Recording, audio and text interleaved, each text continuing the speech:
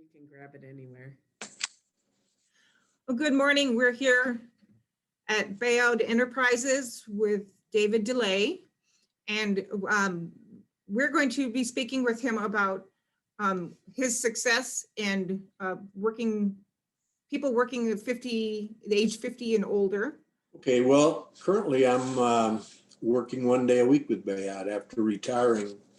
Came back a few years ago. I retired in 2014, and I've been back working 1 day a week at a supported housing program called the Housing and Work Connection,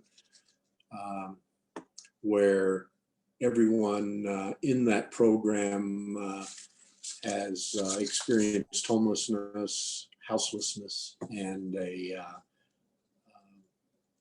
mental illness. And I've been helping with some case management and helping them with some analyzing financial stuff and some vocational help with some of the tenants. And my title is Housing Specialist and Activity Coordinator. My previous experience with Bayaud, I was the director of rehab services for Bayaud. And I was at Bayaud when I retired. I had been there for 30 years. So.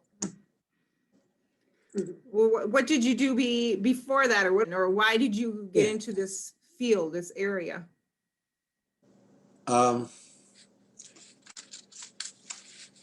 Some of it came from my own life experience of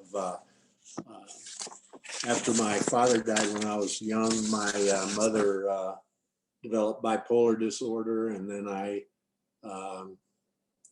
ended up staying with friends, and then a cousin, and then finally with my sister. And I stayed with her for a number of years until I graduated from high school.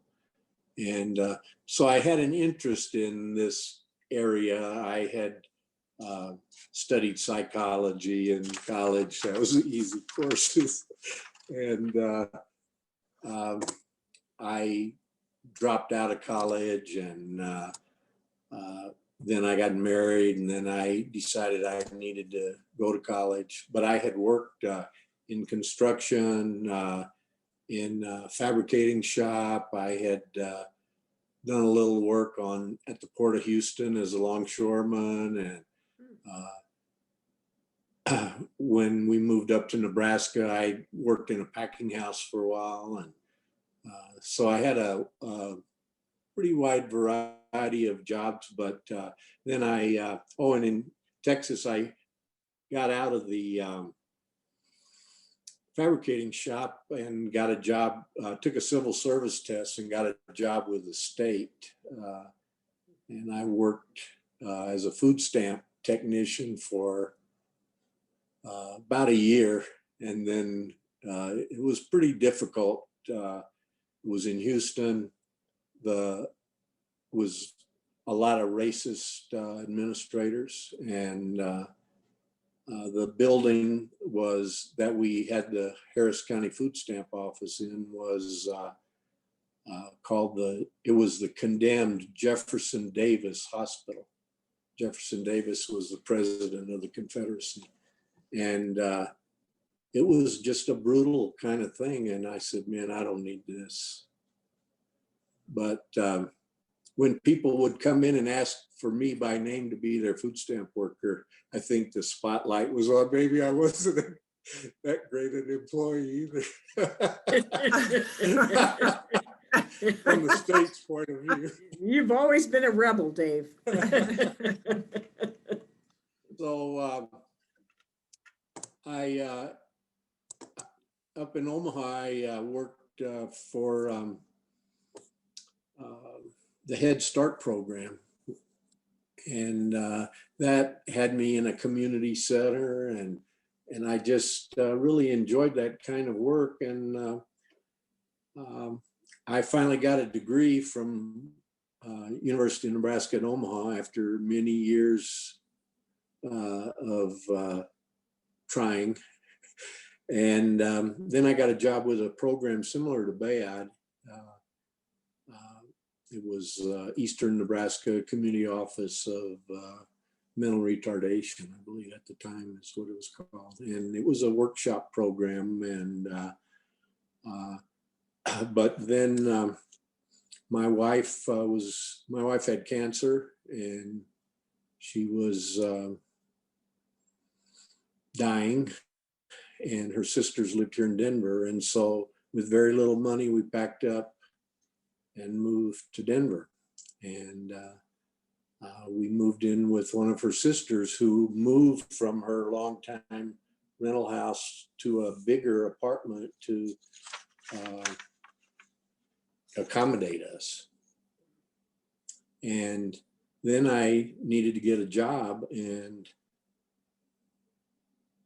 the nonprofits paid nothing. They paid very little, not enough to support a family. And in Nebraska, my wife and I both worked, and so that it was doable to work for a nonprofit. But so I relied on my past in the fabricating shop, and I applied for an apprenticeship as a machinist. And I graduated as a journeyman machinist, and then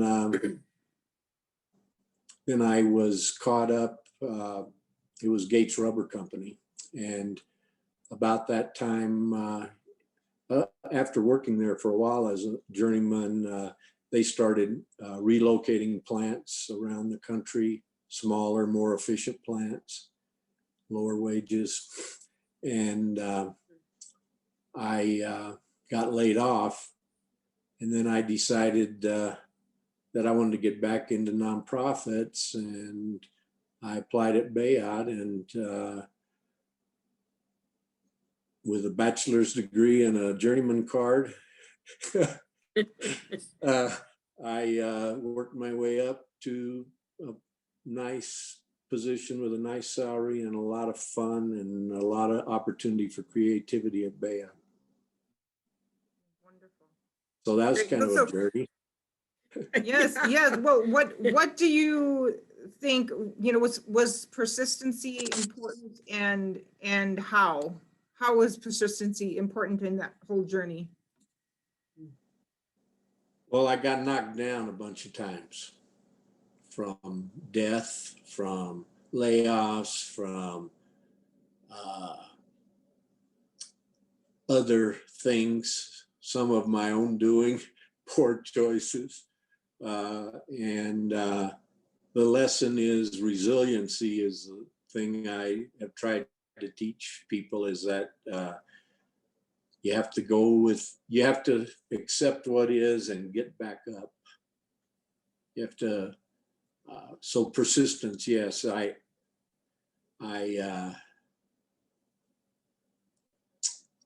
many times thought, God, I can't do this anymore. This is too much. And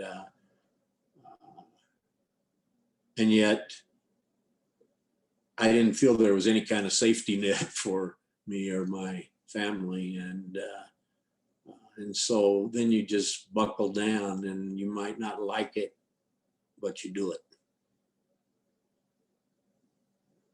Do what you have to do and keep at it. I can't hear you right now. Do what you have to do and keep at it. Yeah. And where did you find the opportunity for the learning or education, for your degree, for any certifications that you received, anything like that?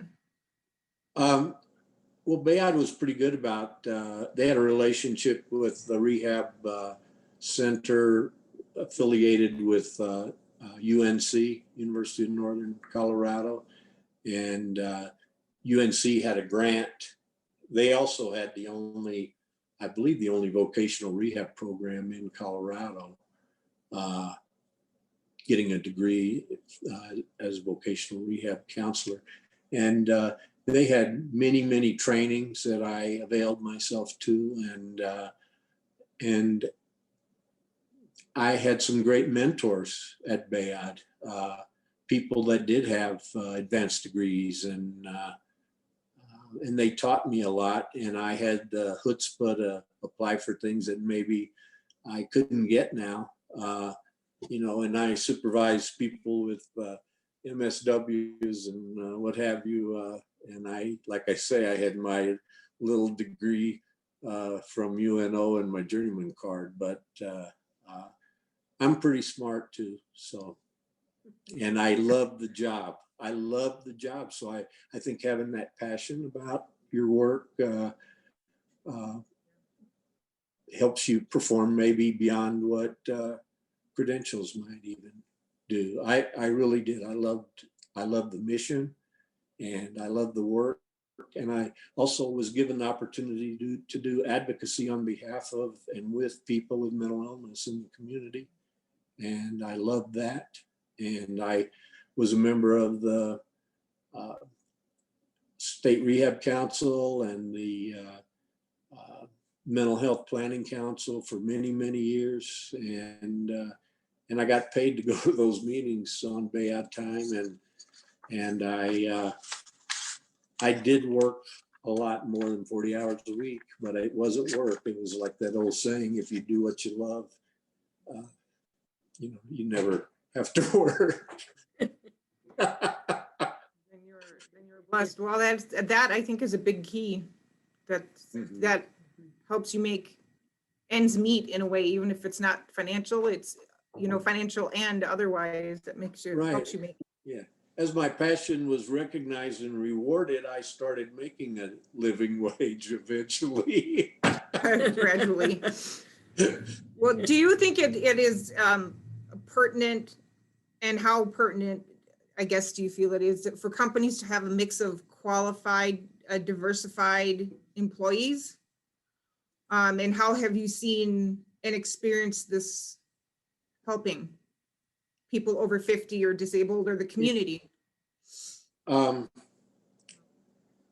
Absolutely. I know that's a buzzword, and I know there's a lot of reaction to, negative reaction to when you bring up diversity. But what I experienced was Bayaud had and may still have a lot of blind spots for marginalized populations or populations that have been marginalized. I know we had gender issue blind spots. I had those.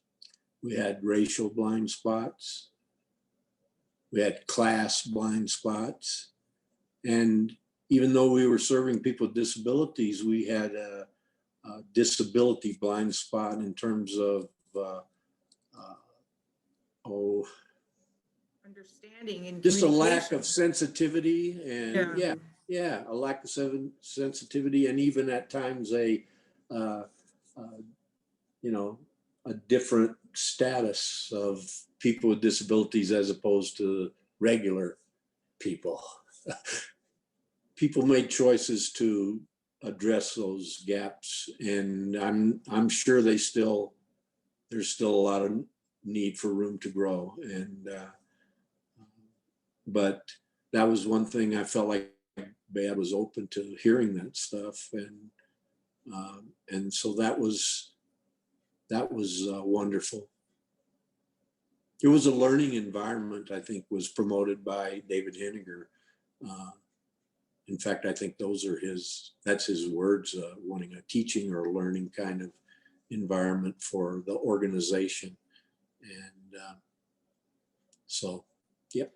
What do you think that people with disabilities or people over 50, it's always what when you're applying for work, looking for a career, what the company expects of the worker?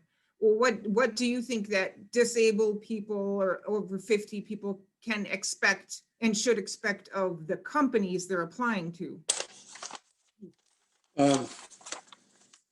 I think they should expect or hope for. Well, let me back up. At one point in my career, I would tell my kids, So when you go into an interview, interview the company to see if it's someplace you want to work, and don't be on the defensive end. See what they're doing, find out what their mission is. Is it going to be a culture that you want to work in? But the things I actually thought about this a little bit, having lots of opportunity for training, a tolerant and accepting culture. I think I think one thing that would be really valuable that most companies don't do, unless you're like in some law office or something, is having some type of mentorship where a senior person can help you figure out the culture of the company and how to get from here to there. Well, I want to be in that position sometimes. Sometimes you just feel stuck and isolated, and I think I'm working my ass off, but you don't have a way of really knowing how to find a path towards upward mobility in the company. And I think that would be a wonderful thing to have. And I think generally anybody would agree to that would make a company unique and above and beyond to work for. Yeah, right.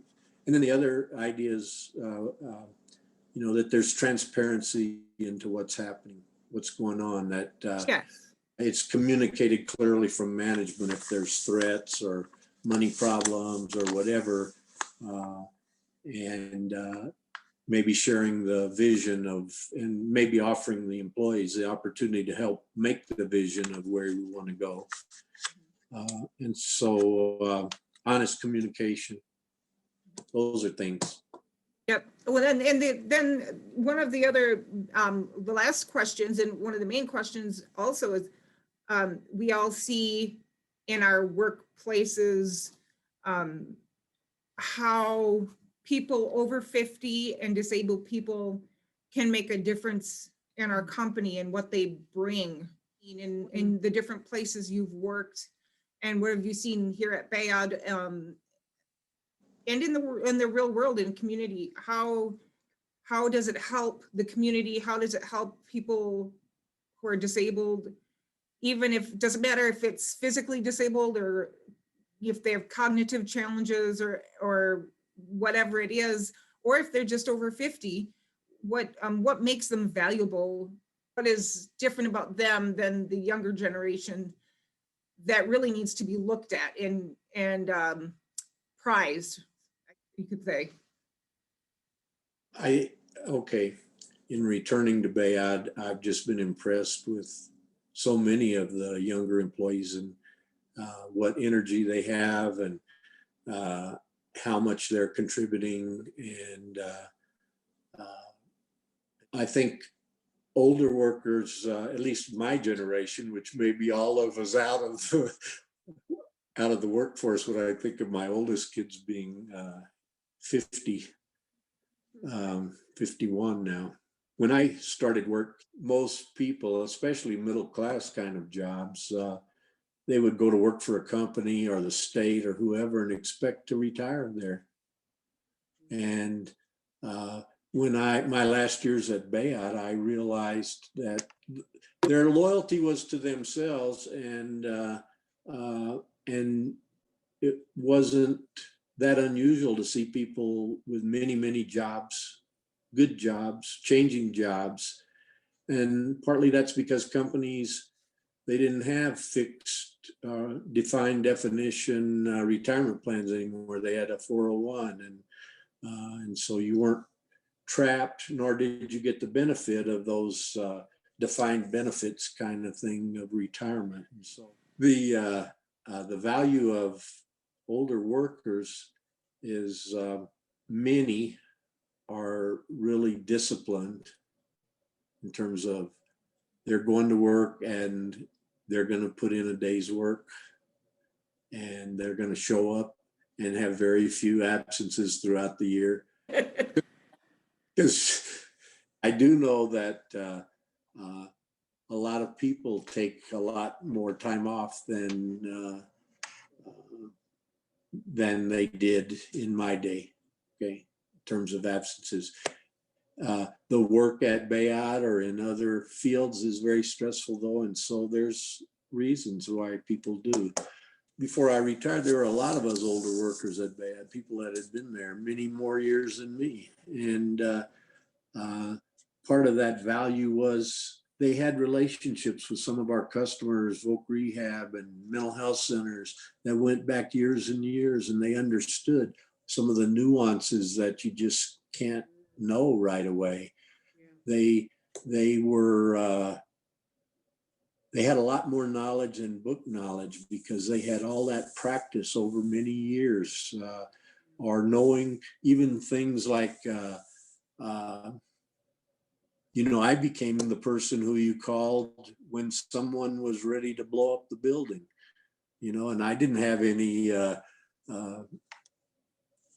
licensure to be good at that, but I had a talent for it. I knew how to de-escalate people and listen to them. And so some of those experiences that older workers can bring from their job experience or other jobs that they've had can be just rich things for the new company they're going to work for or the company where they work. I think part of the difficulty, and this is, I don't mean to put anybody down, but some managers don't like to have somebody older than them that might have experienced more. That could be threatening. Or people at the hiring gate, well, the older worker might expect more money than the younger worker, or we can push around the younger worker more because they don't have that experience. I really think that companies lose out by not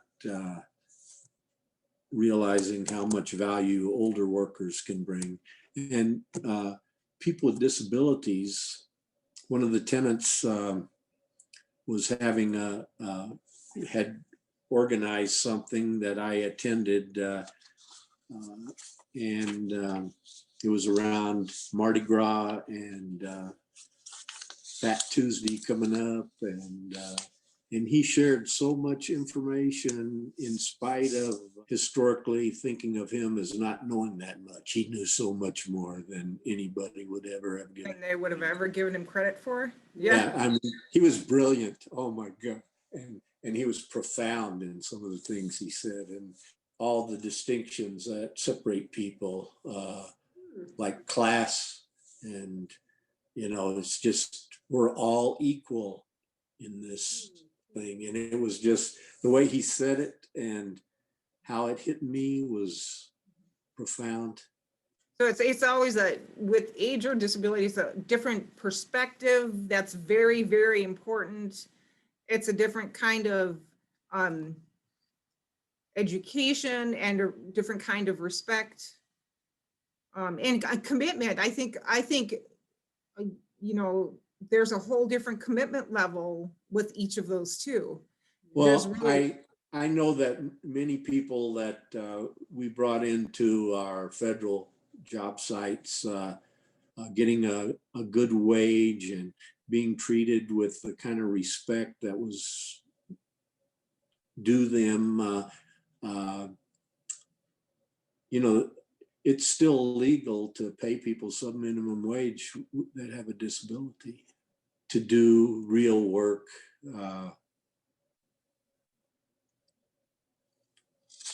And the interesting thing is those jobs were set aside and people had to be evaluated as extremely disabled. There were certain criteria regarding the disability range or level to get those jobs, and yet when we would have the contract, they expected us to produce at 100% quality. So there's kind of a contradiction there, but the staff at the sites and the workers who were disabled and non-disabled rose to the challenge almost every time. And that was just awesome. Dave, thank you so much for sharing all of your experience and your work here. Thank you so much for all your work with Bayaud Enterprises.